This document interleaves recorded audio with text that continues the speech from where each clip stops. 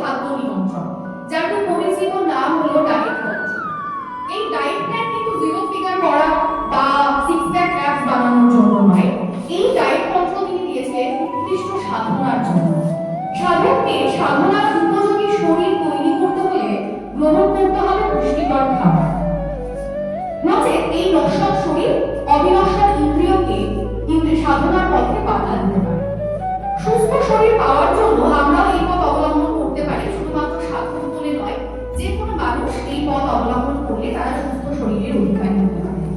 শ্রী গীতার সপ্তদশ অধ্যায়ে, যার নাম শ্রদ্ধাত্রয় বিভাগ যোগ, সেখানে তিনি 3 প্রকার আহারের কথা বলছেন: সাত্ত্বিক, রাজসিক ও তামসিক আহার। এই প্রসঙ্গে বলা প্রয়োজন, খাবারকে আহার কেন বলা হচ্ছে। ভোজ্য দ্রব্যের পুষ্টিগুণ সম্যকভাবে আহরণ করা হয় বলে খাবারকে আমরা বলি আহার। ছান্দোক্য উপনিষদে বলা হচ্ছে, আহার শুদ্ধ সত্য শুদ্ধি। আহারের বিশুদ্ধিতায় অন্তঃকরণ শুদ্ধ হয়।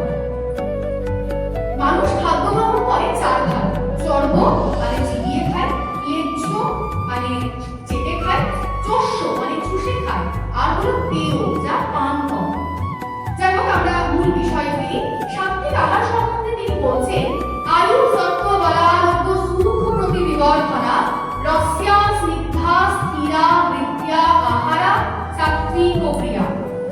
যে আহার রস যুক্ত, অর্থাৎ অম্ল, মধুর, তিক্ত, কষায়, তরু, লবণাক্ত, এই 6 প্রকার রস যুক্ত, স্নিগ্ধ অর্থাৎ তেল, ঘি প্রভৃতি যুক্ত, সার যুক্ত অর্থাৎ যে খাবার দীর্ঘদিন শরীরকে পুষ্ট এবং বলশালী রাখে, বৃত্ত অর্থাৎ সুগন্ধযুক্ত এবং সুদৃশ্য আহার, মানে শুধু সুগন্ধ উঠলে খাবারটা দেখতে দিচ্ছি এরকম খাবার যেমন আমাদের রুচি হয় না, খাবারটা দেখতেও পরিষ্কার পরিচ্ছন্ন এবং তাতে সুন্দর একটা গন্ধ আছে, সেই রকম খাবার, এইগুলোকে সাত্ত্বিক আহার বলা হয়।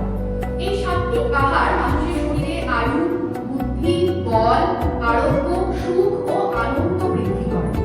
সাত্ত্বিক আহার শারীরিক ও মানসিক বল, শারীরিক ও মানসিক তৃপ্তি বাড়ায়, বুদ্ধিকে নির্মল মানসিক তীক্ষ্ণ করে।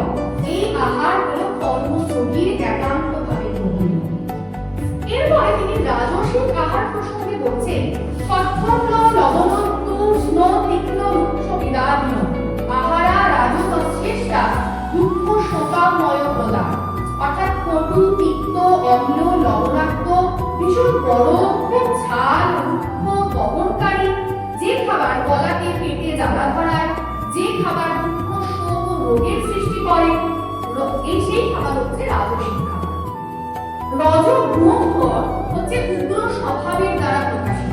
যাদের মধ্যে উগ্র স্বভাব আছে বুঝতে হবে তারা রজগুণের অধিকারী।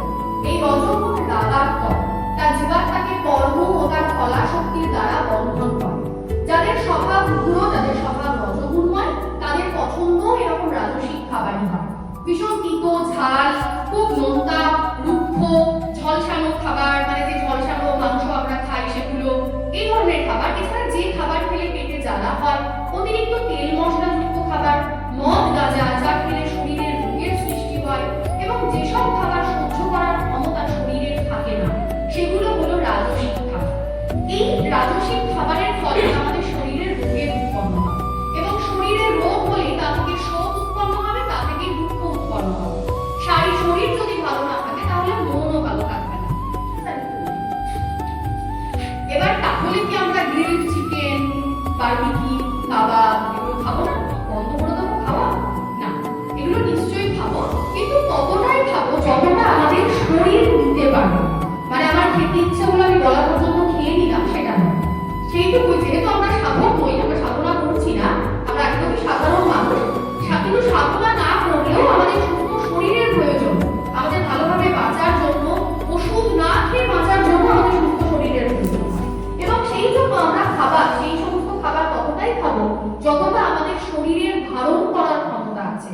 আগে আমার শরীর বুঝে তারপরে খাবারকে আহরণ করতে হবে, এটাই হচ্ছে মোদ্দা কথা। বাকি থাকলো উচ্ছিষ্ট খাবার। উচ্ছিষ্ট মানে হচ্ছে এঁটো খাবার। শুধু এঁটো খাবার নয়, আরো অনেক কিছু আছে।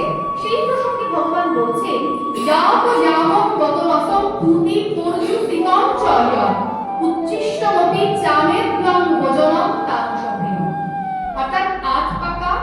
নিরস খাবার, বাসি পচা খাবার, যে খাবারে দুর্গন্ধ হচ্ছে এরকম খাবার, কেটো খাবার, কারো মুখ থেকে বার করা খাবার, মানে কেউ একটু খেয়ে সেটা আবার দিল এরকম সেই খাবারটাকে অপবিত্র এই শব্দটা দিয়ে ইন্ডিকেট করা হচ্ছে।